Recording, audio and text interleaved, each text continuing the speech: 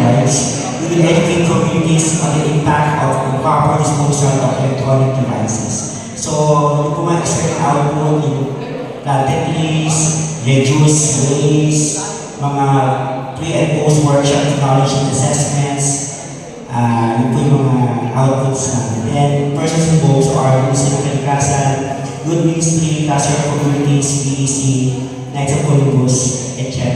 Then, time frame po is all and resources. Meron po kami yung po mga MENCO, Department of Agriculture, LG, and other. Kasi po, by different action po sa kanila, iba po yung mga persons involved. So, medyo kasi yung ano.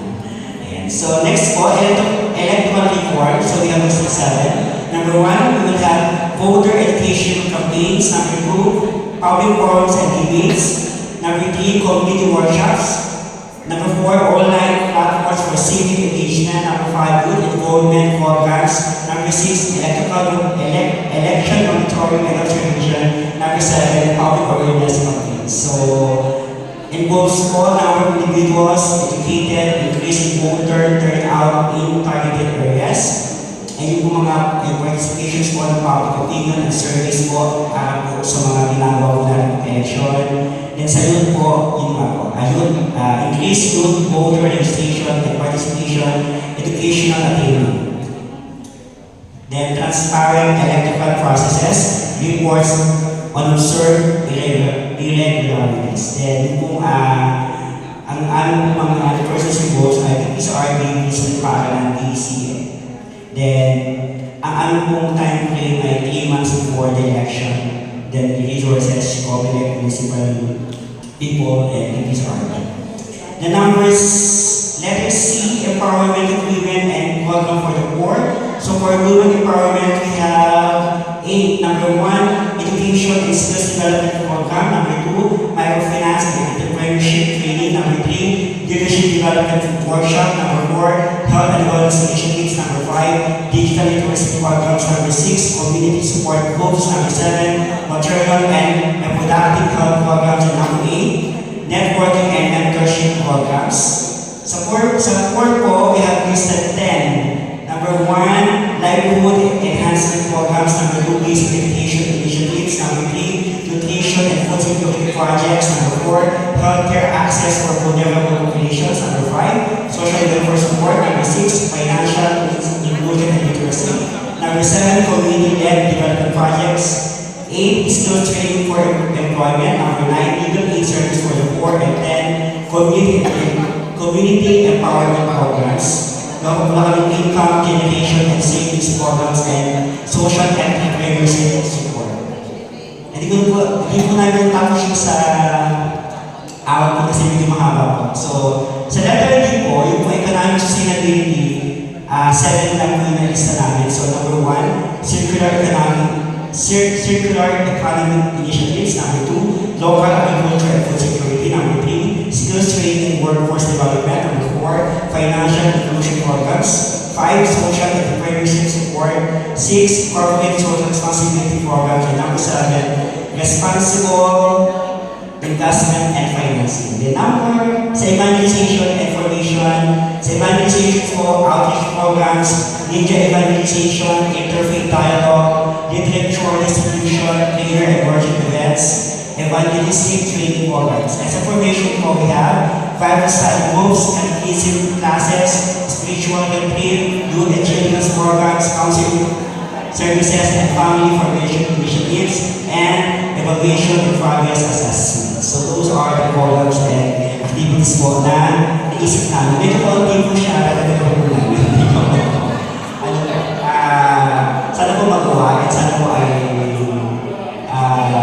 ma-realize po na bigay yung anim dito. Thank you very much. Thank you, Sir David.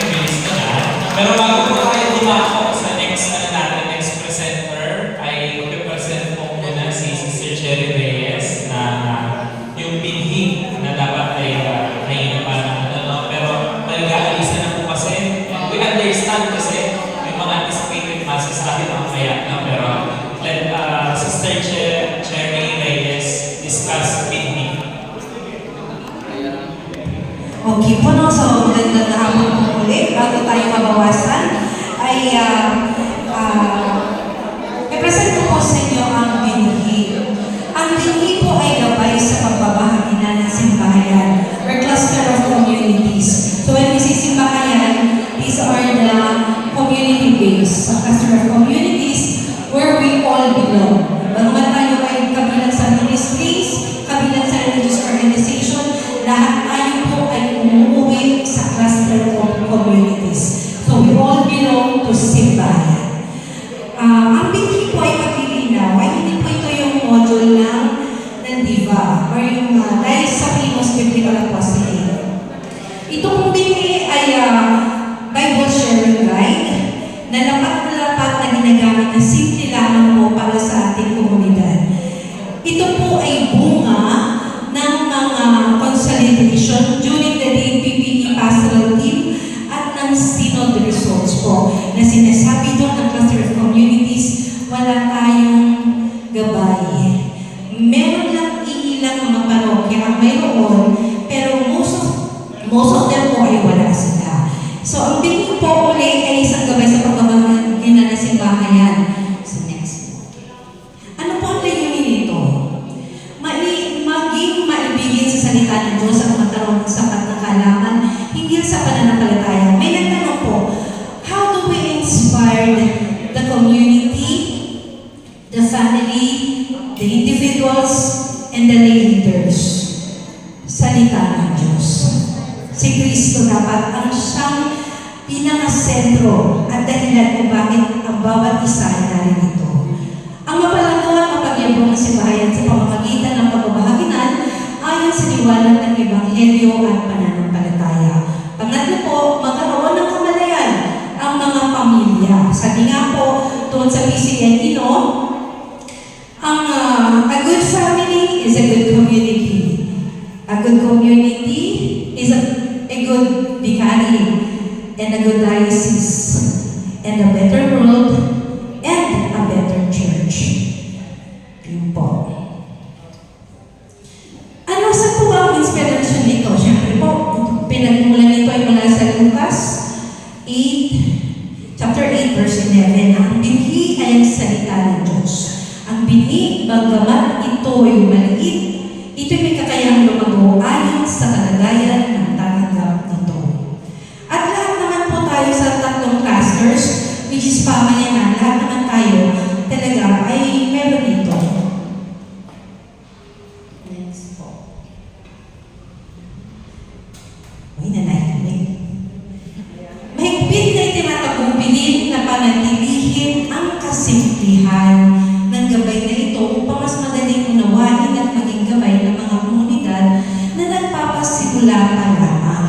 So kung ang iba dyan ay nakakagamit na po, ito po ay napakasimple at lalong-lalo na ito sa mga nagsisimula pa lamang na ultimong pagbukas ng Biblia, hindi alam kung saan hahanapin ang luma o ang bagong tipan. So nandun na rin po yung formation.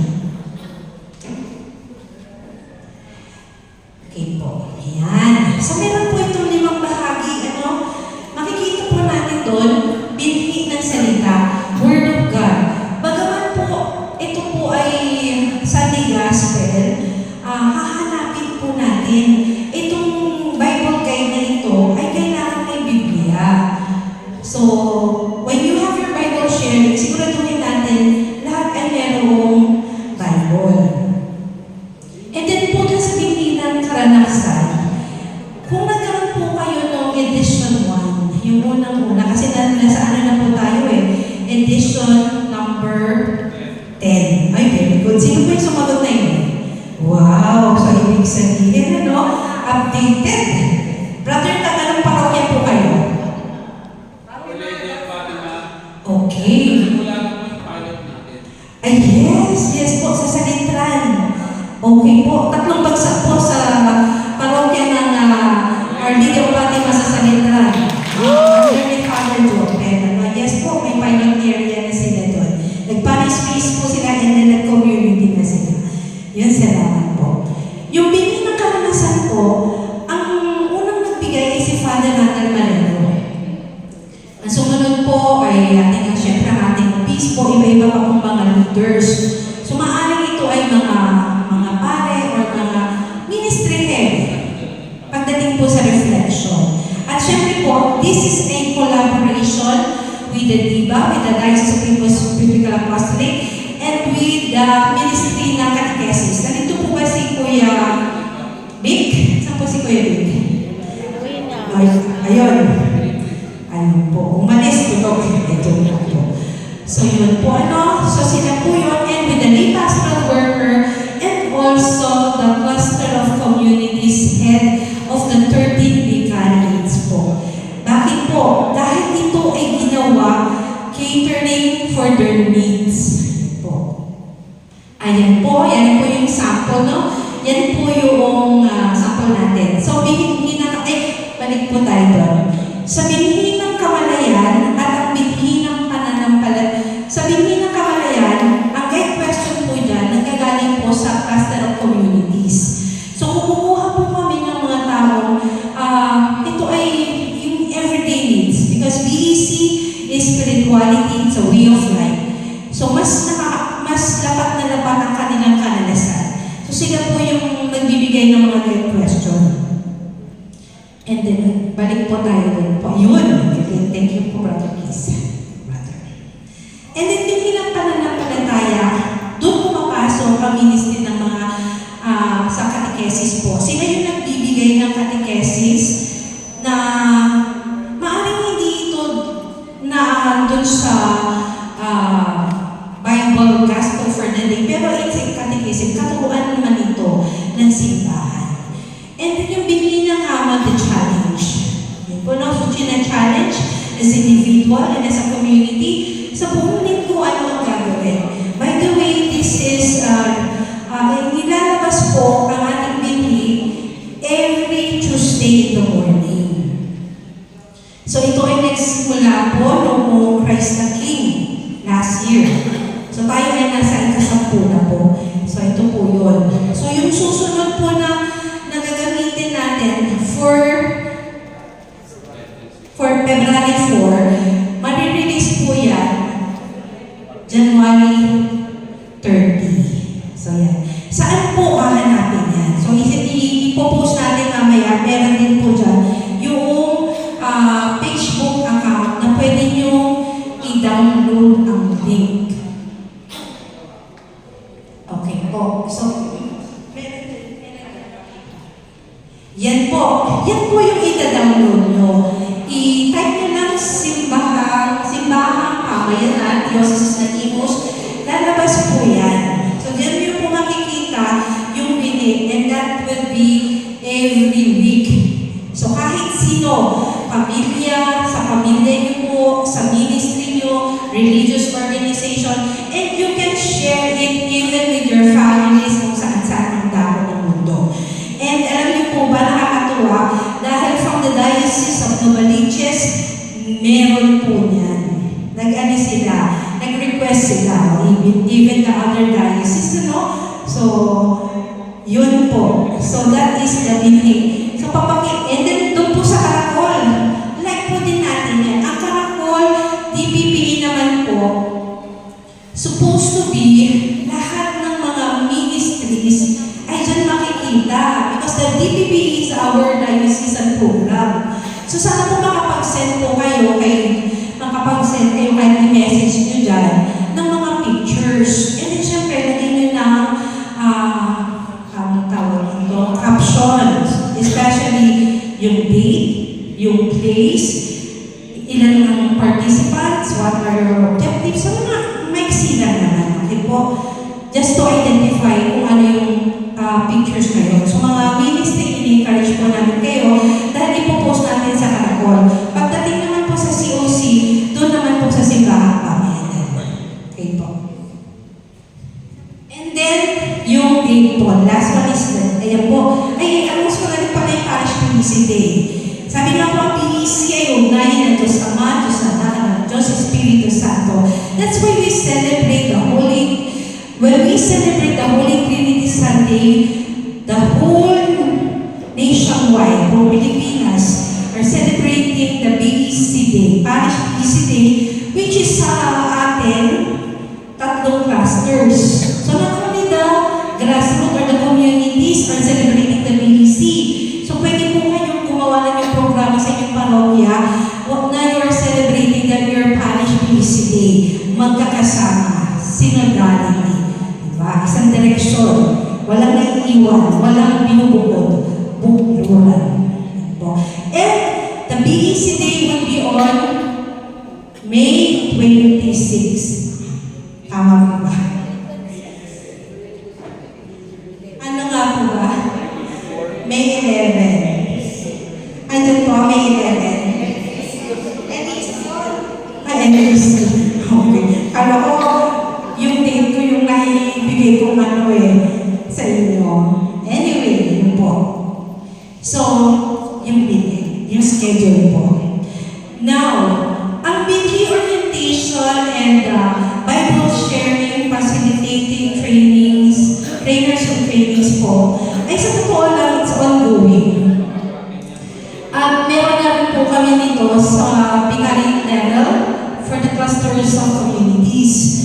But then po, sinabi po ni Father Randel, during the Presbyterian Council meeting, na yung mga Episcopal District na mga kaparian ay requesting to have this. Ito po yung BP Orientation and Bible Sharing Facilitators Training. So, Episcopal District level. So, sa St. John po, note po natin yung date, on February 10, Holy Cross Parish Noveleta po ang venue po nila. St. Matthew, February 17, Ardinia Fatima Parish sa Anabuan. St. Luke, February 24, sa St. Paul Parish, Langkaan, Dasma. St. Mark, March 2, 2024, Ardinia Candelaria Parish sila. Now, who are the target participants? Kasi po, district level to, so medyo madami yan. Limited lang po. So, 5 lang po ang hinihiling sa kada parokya.